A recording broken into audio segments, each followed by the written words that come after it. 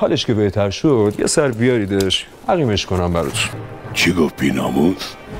نه دیگه اینو ولش کن. اینو نه این قراره بین ما از زمان اول این شکلی بود. شانس آورد آسیب دیدم. اصلا مشکل این اطرافیان تو با مردونگی من چیه؟ هر کی از در میاد میخواد فرتی ما رو عقیم کنه. حالا این الیزابتو از گردنم باز کن ببینم.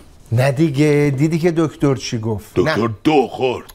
نمیشه باز کنم برای سلامتیته. تو اگه به فکر سلامتی من بودی با ماشین زیرم نمی‌کردی. گربه کش. تو رفته تو کاپوت ماشین. اصلا ببینم برای چی میری تو کاپوت ماشین؟ گربه هم دیگه.